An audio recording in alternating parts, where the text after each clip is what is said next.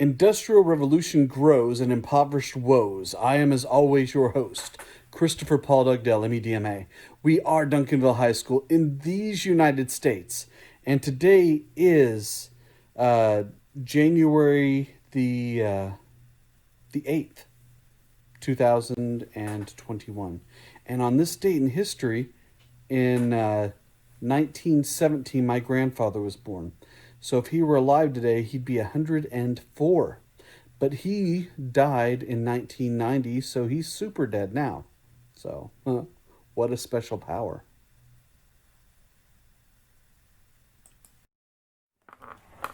So we've talked about England and France, and now it's time to move on to Germany.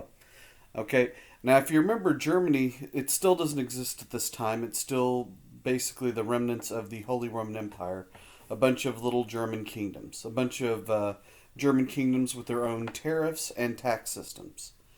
So basically, if you're trading in Germany, you might pay several tariffs as it goes from region to region to where you're trying to get the products.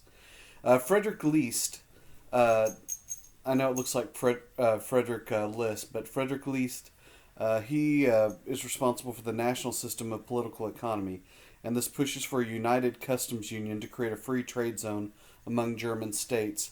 This way, Germans can make money off of other people, but not off of Germans. So it was a whole system put in place to try and make the German economy stronger. Now, the Zollverein, this was something that started in Prussia. And this was an economic system to integrate German states, build a government, make railroads, key industries, and protective tariffs.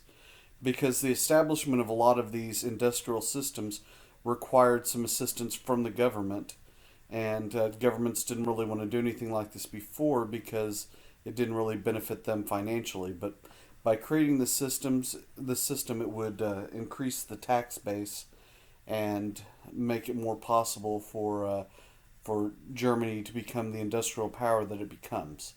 So, between what Frederick Least is doing with trying to have a united customs union and the Prussians with the Zollverein, uh, you know, trying to build national industries, this is something that's going to give Spain a large head start.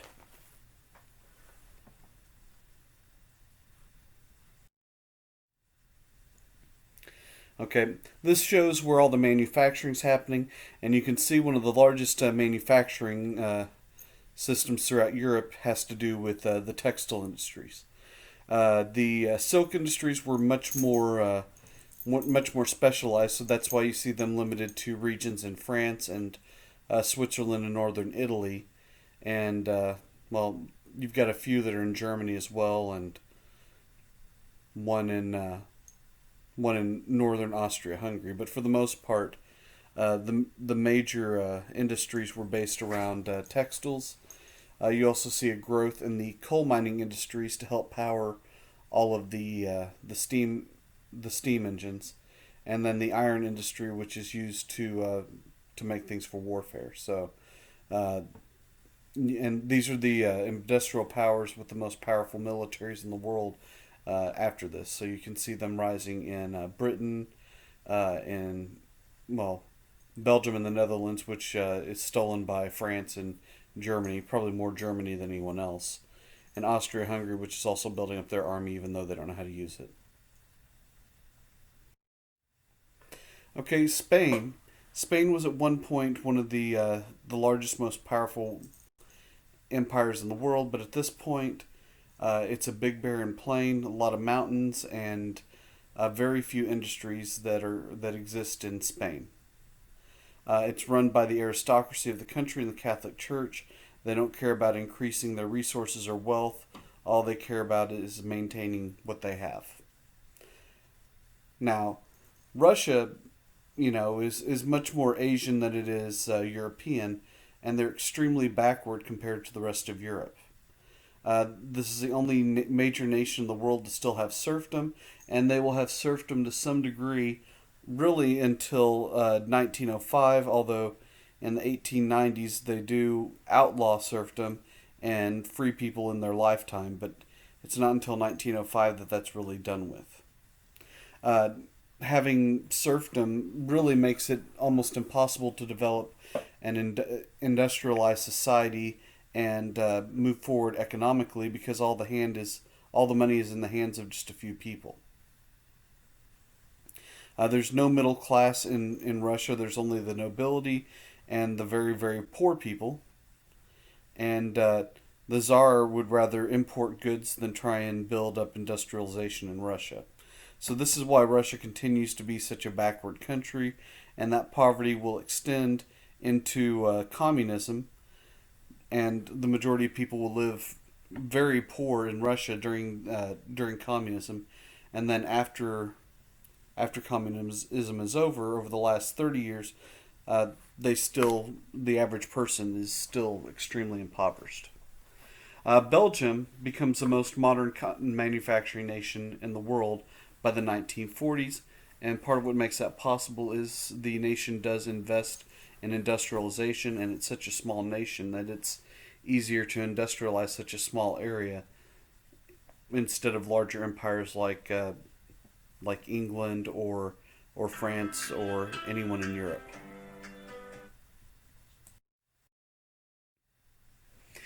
India. At one point, India, before Britain got involved with it, was a manufacturing center, and it at one point produced 85 million pounds of cotton cloth. Okay, and Britain at the same time was able to create about 3 million pounds of cotton cloth. Okay, so India by itself outproduced them by almost 30 times. But then Britain came in, took over India. They cut off credit. They made the price of land very high, and they made it to the point where India could not afford to make cotton any longer. So instead of them ripping off the resource and selling it to the rest of the world, they made it so that India couldn't produce. And this is going to leave a lot of the Indian spinners and handloom weavers, unemployed. And India goes from being self-sustaining and even able to sell to other nations in the early 1700s. By 1900, they were importing over 40 to 50% of all the cotton made in Lancashire. So Britain really messes up the economic system that was going on in India, and I'm not sure that India has ever really recovered as a result of that. Despite the fact that they have per capita one of the most educated populations in the world, uh, there's not many economic opportunities for people that live in India. Now, in the U.S. in 1800, just 15 or less than 15 years into the new nation, there's very few large cities.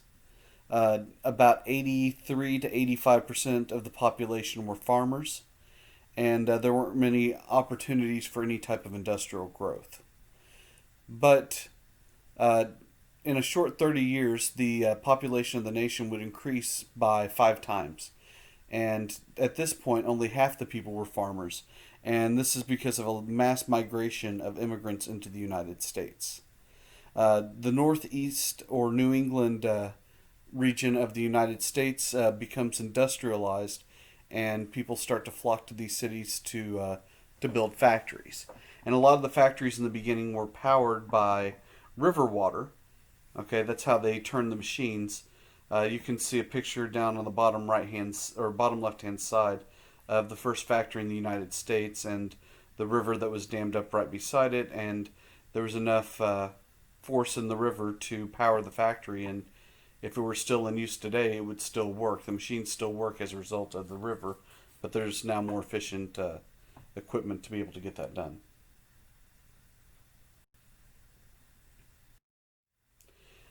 Now, the two people on the screen are two of the most innovative people in the United States, although they both should be reviled because of some of the things that they do.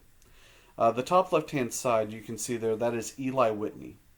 And he's really most famous for inventing the cotton gin. Okay? The truth is, the cotton gin was invented by one of his slaves. He stole the patent. Well, his slave couldn't apply for the patent, so he did and got the credit for this.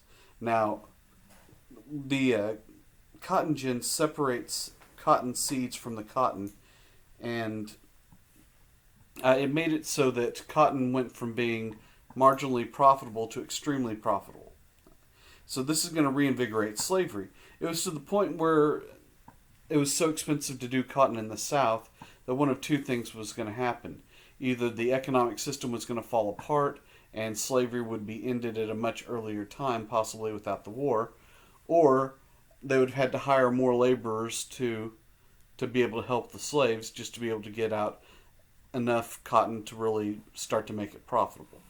But the invention of the cotton gin made slavery a staple in the South. Maybe I could say that 4 more times. A staple, staple, staple, staple, staple. Well, anyway, at the same point where he makes a cotton gin, which helps the Southern economy or forces the Southern economy to continue in slavery, he starts to build guns, but with interchangeable parts. That means that all the parts for the gun are machined the same way, so you can take one part off of one gun and put it on another, and it would still operate exactly the same way as it did before. Okay, so this whenever they find that they can do this with guns and interchangeable parts in the North, then they start making everything with that, because most other things have fewer moving parts to them. So this changes everything, even to today. Now, Samuel Slater, he's the father of the American factory system. It's not that he developed the first factory. What happened is he stole the plans from a British textile machine, and that's where he came up with the information to start the first factory in the United States.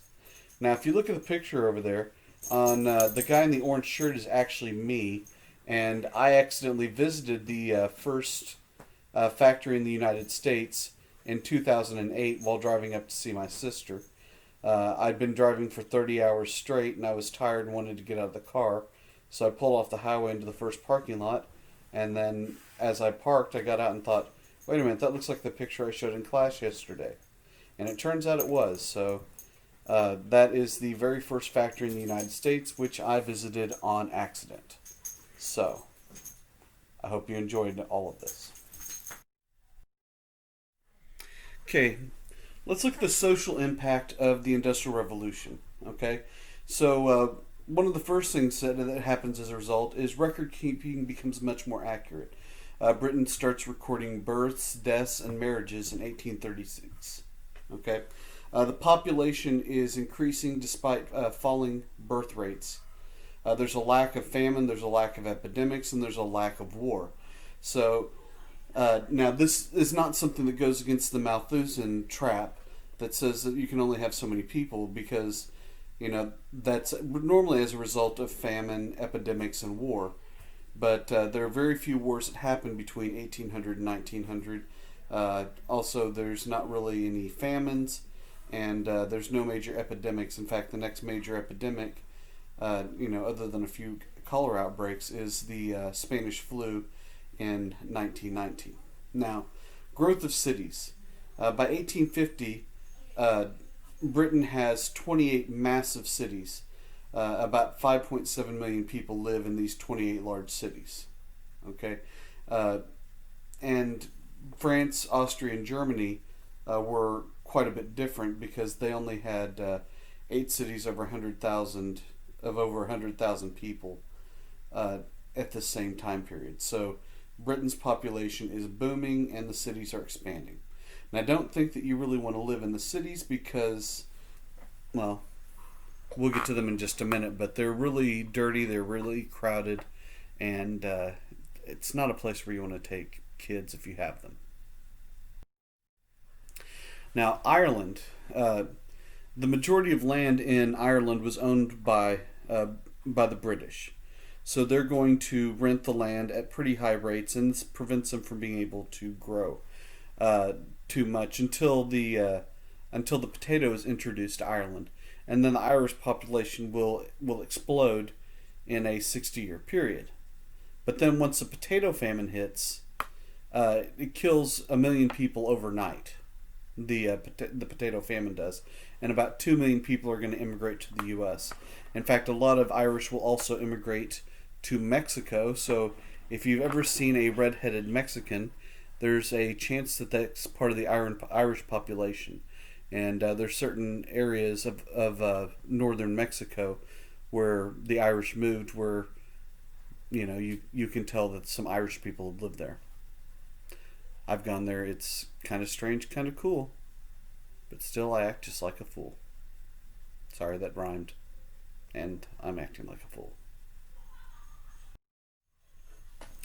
So the industrial middle class, or the bourgeoisie, okay, they get wealth and status from industry. So they make so much money that the nobility starts to pay attention to them. They're making from industry, from business, and from banking. And so the majority of the nobility made all of their money just off of renting lands. And the truth is that that's not as profitable at this point as most of the major industries.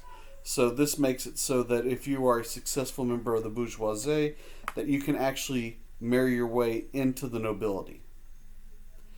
Now, the proletariat or working class, they don't really have any capital, or capital is really another word for money.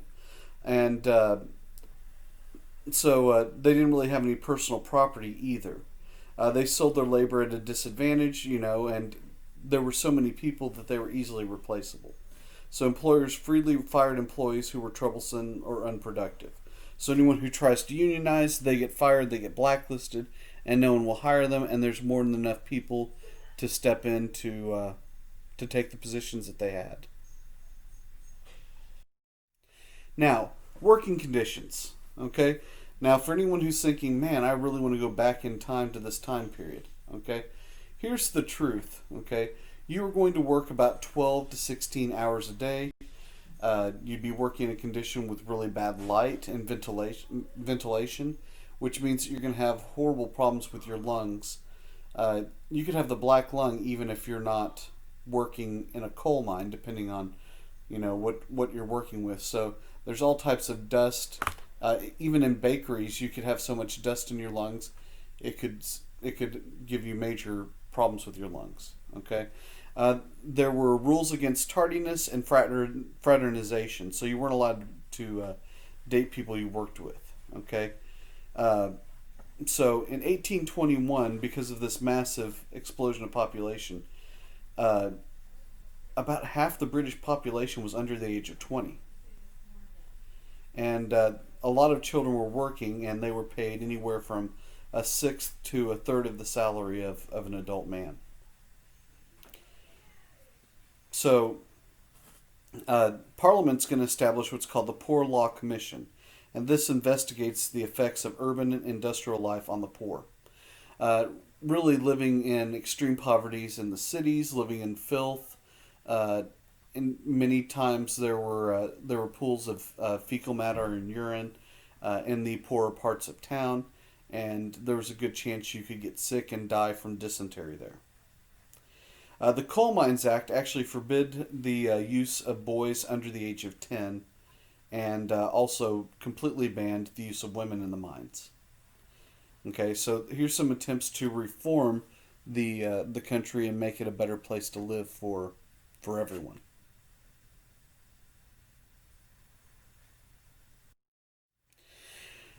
Now, urban living conditions. This is something I was starting to touch on. Okay. There were so many people pouring into the cities that streets, housing, and sewage could not keep up with new residents. So it was not uncommon for massive lakes to be created, or little rivers of boo boo and tinkle. Okay, cholera was a major problem, and so was dysentery. So this really cuts life expectancies in half. A lot of people will die as a result of having diarrhea, just because their drinking water is infected, and there's nothing you can do to really try and fight that. Prostitution is rampant in the cities. Alcoholism is rampant, not just because of depression in the city, but it was safer to drink alcohol than it was water. because to stop dysentery in the cities, you needed to boil the water, and it was easier to drink alcohol that was distilled. Okay, crime is also going to become a major problem in the city. Uh, Britain's going to limit the work of women and children, and this is something where you really have an effort by the government to make men productive outside the home and women in charge and working at home doing the domestic labor of the household.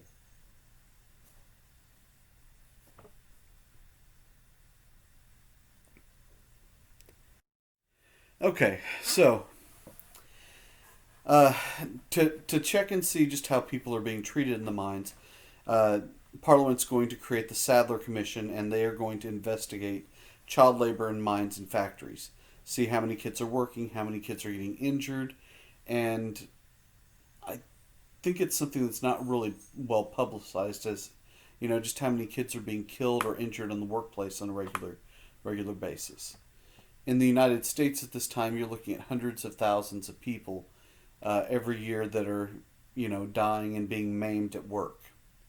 Now, the Factory Acts of 1801 1819, they're going to limit the work of children 9 to 16 to 12 hours a day. And they make it illegal for companies to employ anyone under the age of 9. Now, proving people's age and, there were still ways to get around this. So it was really hard to prove how old someone actually was. Now, they did have better records, but it's not as if everyone's carrying identification, so you might be able to lie about who you are whenever you're at work. So,